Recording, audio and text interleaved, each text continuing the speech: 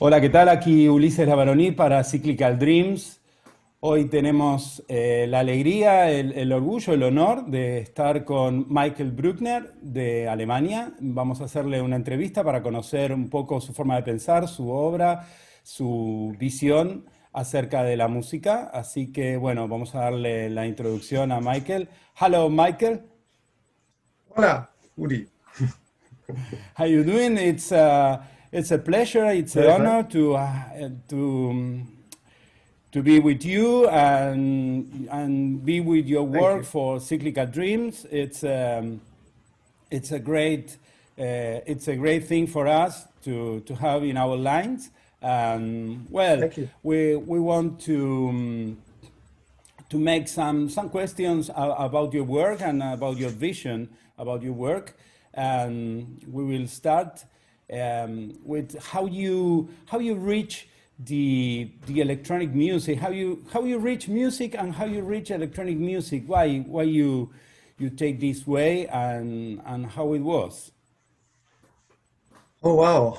Yes, I remember that when I was a boy, about 10 or 11-year old, I had already an interest in tape recorders. And I recorded some audio plays then, not music, but audio plays. And a few years later, when I was about 14, I started collecting records. And I discovered listening to music as a hobby, and I also started to do a lot of mixtapes, and that went on for some years. And but I only started. Well, I loved music, but I didn't believe that I could be a musician myself. Um, and at some point, when I was in the early 90s, I started to do yoga, and joined a group who did meditation and mantra singing.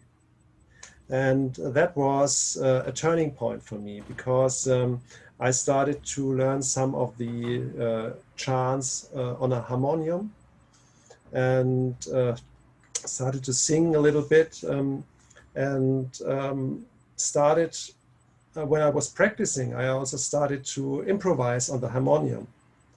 And that was opening a door for me. And still 1 or 2 years later, I decided to buy a keyboard and to start to make my own music. So that was in 1992. And at the time, I think it wasn't my idea to do strictly electronic music. I also was interested in rock music or new age or certain kinds of jazz and all kinds of stuff. But over the time, it crystallized that more electronic music like ambient or maybe like Berlin School uh, was more suitable for the instruments I had, or maybe for the interests I had and the talent. Yes, that was the very short, very rough version. Okay, but it's great, and it's about experience, which is interesting, and Yes. it's interesting that it is about the perception of music and perception of an inner state, Yeah. that it connects a lot with the music that you do. Yeah. Also, it's a very deep music. It's very interesting music what you do, Hmm. and Thank you. it reflects your experience in many ways, I think, I hope so. Yeah. it's great. It's a great approach. It's a very interesting one Yeah. for sure. Well, and the second question is about how do you work? I mean, uh, how do you start your music? It's about jamming. It's about composition. It's a mix Yeah. How you can explain this process? Well, it changed over the years. In the beginning, I I never could afford a lot of equipment. I always had like cheap secondhand equipment, and I always had to to play tricks to get something out of it. And it was for many years. I At some point I changed from the keyboards to the computer because it was the time when the virtual instruments started, and I didn't have analog synthesizers. And the first time I had access to some something like that simple, like a resonant filter, which what I could do is filter sweep, was when they released Rebirth. Do you remember that? Yeah, and then So I used reason. that a lot. A Reason, yes, a Reason came later, and that for that reason, I changed to. I worked for years on end, mainly with Cubase and virtual instruments, and did a lot of programming and worked offline and more like a composer or producer. And I didn't really have keyboards or synthesizers. I could do a lot with playing live. I played a little bit of piano or improvised on the piano over the years. And that only changed about 11 years ago. Uh, there was a time in my life where I could afford a little, uh, could invest a little bit in new synthesizers. And from then on, it shifted a little bit to live recordings, live sequencing, and improvising. So it's interesting. My older tracks are maybe because I programmed more in them, and I had this like a computer nerd. I adjusted, edited a lot, and so the production was quite clean compared to now. And now I'm much more improvising, and it sounds more like 70s crowd electronica, like Berlin school jams. So the music I do today sounds more old-fashioned than the stuff I did 10 or 15 years ago, which sounded more contemporary.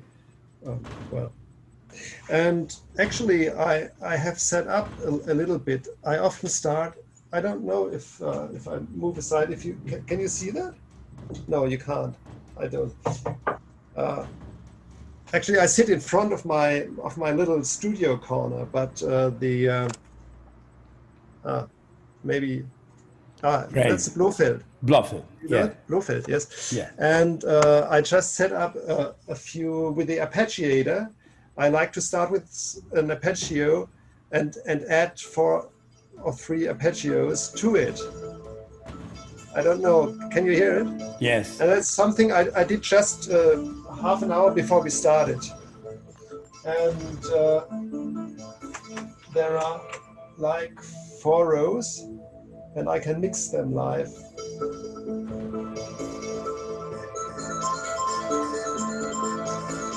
I don't know if the sound is good on But the on your idea end. is clear. Yeah, and okay, and then I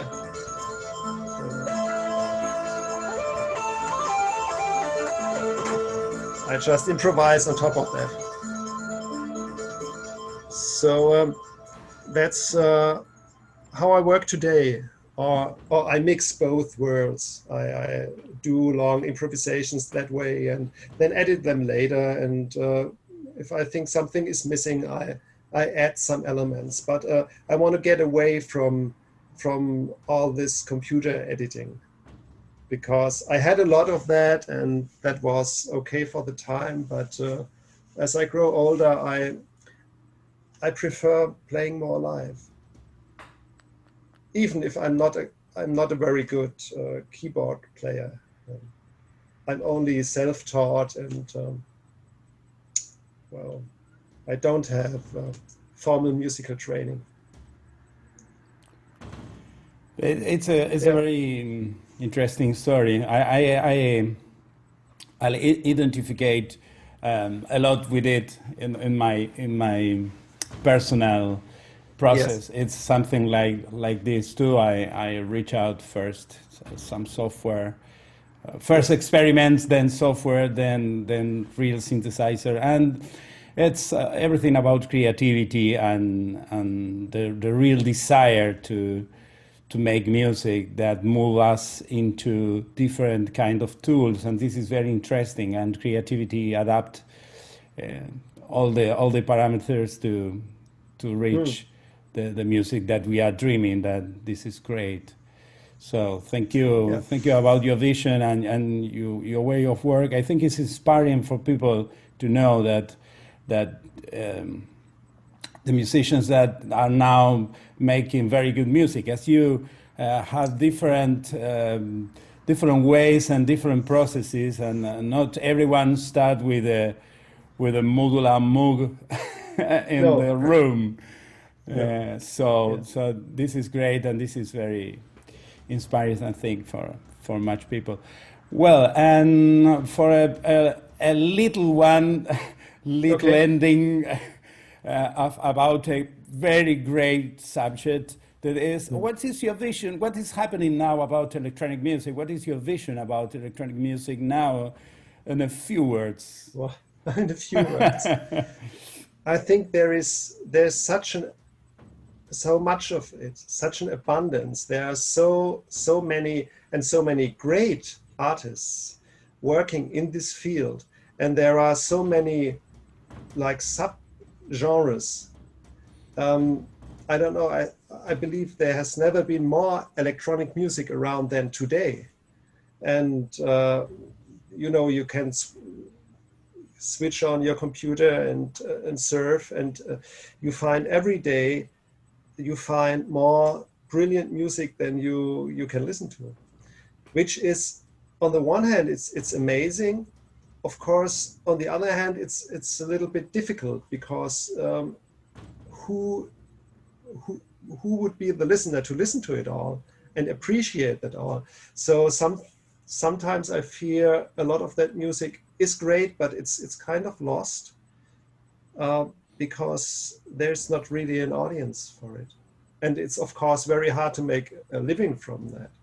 I think most electronic musicians can't. It's very hard to make a living from music these days.